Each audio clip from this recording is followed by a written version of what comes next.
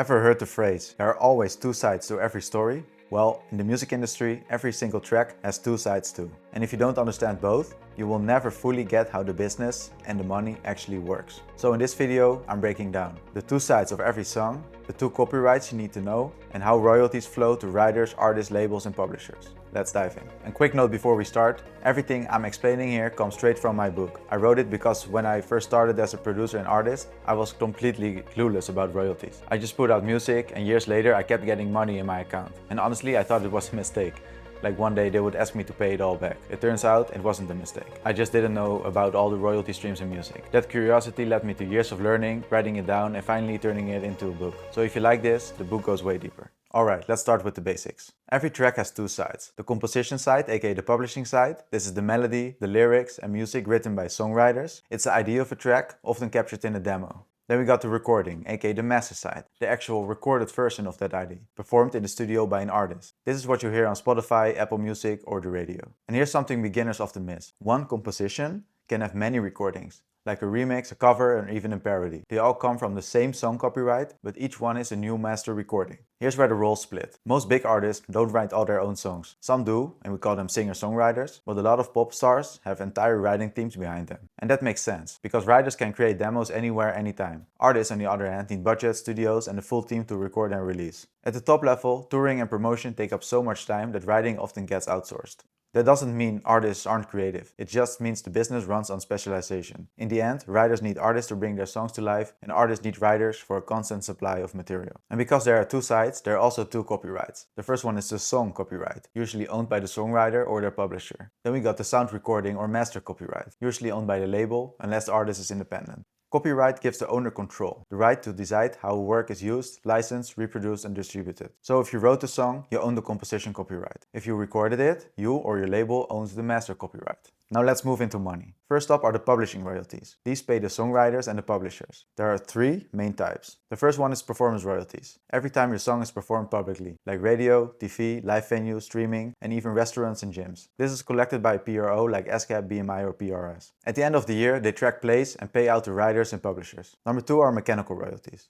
Every time your song is reproduced, like on a CD, download, or stream. In the US, sales and downloads go through the Harry Fox agency, while streaming is handled by the MLC. Outside the US, usually one government agency handles both payments.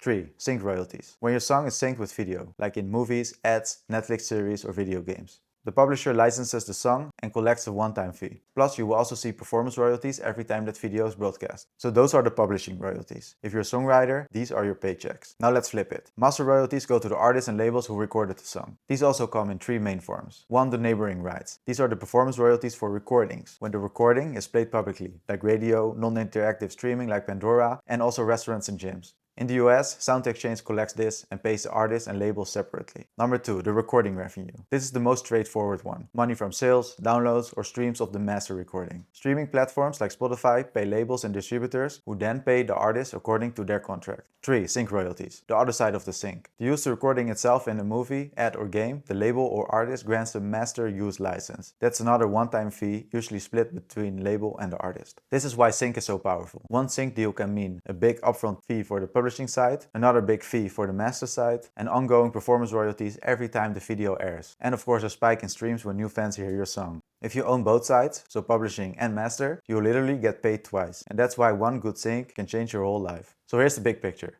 Publishing royalties pay songwriters and publishers. Master royalties pay artists and labels. Together, they form the two sides of the music business. Miss one side and you leave money on the table. So now you understand the foundation. Every track has two sides, and each side has its own royalties. If you want to keep learning, make sure to subscribe. And if you want the full roadmap of the music business, check out my book, The Complete Music Industry Guide, on Amazon. Have you ever thought about signing a record deal? Maybe you've heard terms like royalties, advances, or recoupment, but what do they actually mean? In this video, we will break down the basics of record deals, how they've changed over time, and the 5 main types you need to know. Let's get started. What is a record deal? A record deal is a legal agreement between a label and an artist. The label helps fund, market, and distribute the music, while the artist usually gives up ownership of the master recordings. The deal covers things like the artist share, the royalty rate, the recoupable cost, advances, and what both sides commit to deliver. 50 years ago, artists needed labels because recording equipment was really expensive. Labels owned the studios, covered the cost, and distributed the physical records. In exchange, they kept the masters and most of the revenue.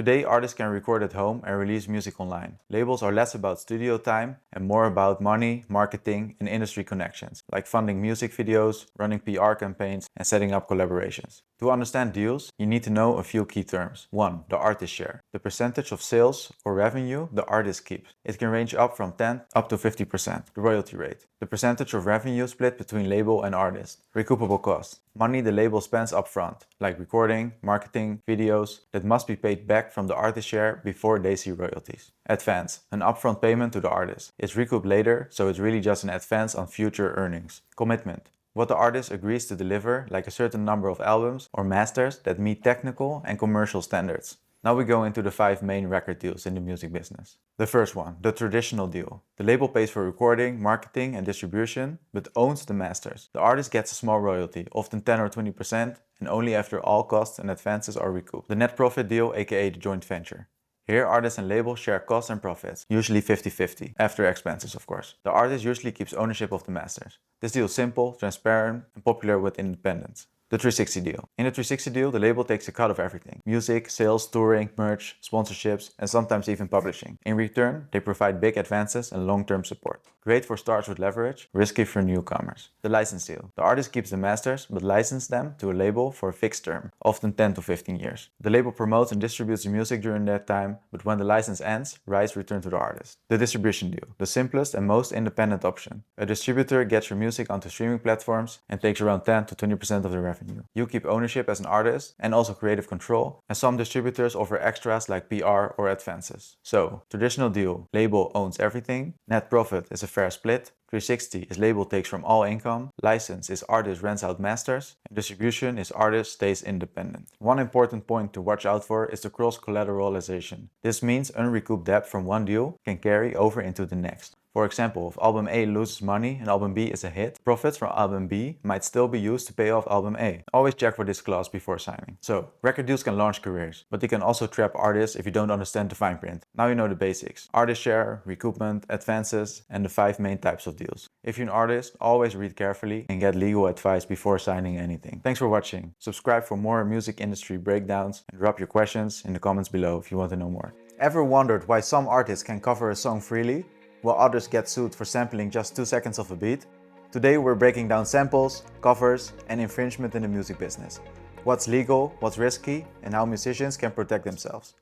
What is a sample? A sample is an existing piece of someone else's master recording. Maybe a drum break, a riff, or even a single word. If you use this in one of your own tracks, it is called sampling. That recording actually has 2 owners. 1, the songwriter or publisher, who controls the composition, and 2, the label or artist, who owns the master recording. To use a sample legally, you normally need a license for both sides, one for the composition and one for the master recording. Skip either one and you are in risky territory. Sample clearance, replays, and interpolations. Now here's where it gets interesting. Sometimes you don't actually need both licenses. If you don't want to pay for the master recording license, you can create what is called a replay. That means you re-record the part of the song yourself instead of lifting the original audio. This is also known in the industry as an interpolation. Basically when you borrow the melody but record it by yourself. That way you only need to clear the publishing rights. You don't need the label's permission for the master because you never used the recording. A great example is Kanye West's hit Stronger. The hook comes from Daft Punk's Harder, Better, Faster, Stronger. But instead of using Daft Punk's original recording, Kanye's team recreated that part. That meant they only had to clear the publishing side and not the master recording. So remember, sampling is using the original audio where you need both the publishing and the master licenses. Interpolation or replay is re-recording it by yourself where you only need the publishing clearance. It's a clever workaround that's become a huge part of the modern music industry production. Part 2. What is a cover? A cover is a second or later recording of an existing composition or song. Releasing your own cover song is different. And the good news is that covers are usually much easier to do legally. But there are rules you need to follow. Here are the 5 rules for recording covers and how to apply them. Rule number 1. Covers are for audio only. A cover license lets you release your own sound recording for streaming, downloads or CDs. It doesn't automatically give you video rights. Rule number 2. Don't change the song. You must keep the lyrics and melody the same. You can change the style or arrangement, but not rewrite the tune or the words. Rule number 3. Record it yourself. A cover means making your own recording from scratch. You can't borrow any of the original audio from the master recording. Rule number 4. Get the right license. The songwriter still deserves royalties. Normally this means getting a mechanical license, but here's the key. If you follow all these cover rules, in the US this becomes a compulsory license. That means you don't need the publisher's permission to cover the song. You just pay the royalties and they can't stop you from releasing it. Rule number 5. If you want to use it for video, it needs extra permission. A compulsory license only covers audio. If you want to sync your cover to YouTube, TikTok or film, you will need sync rights from the publisher. One important note, compulsory licenses are a US rule. Not every country has the same system. In some places, like much of Europe, you may still need direct publisher permission, even for audio-only covers. Always check the rules where you release your music. An example is this. One of the best known cases of this is Dolly Parton's song I Will Always Love You. She wrote and recorded it in the 1970s, and then in 1992, Whitney Houston recorded her own version for the Bodyguard soundtrack. Whitney's version was a cover. She didn't change the lyrics or melody. She re-recorded the song completely and royalties flowed back to Dolly as a songwriter. That cover, released under the rules of a compulsory license, went on to become one of the biggest selling singles of all time. So that shows how powerful covers can be. A new voice, new interpolation, but the law ensures the original songwriter still gets paid.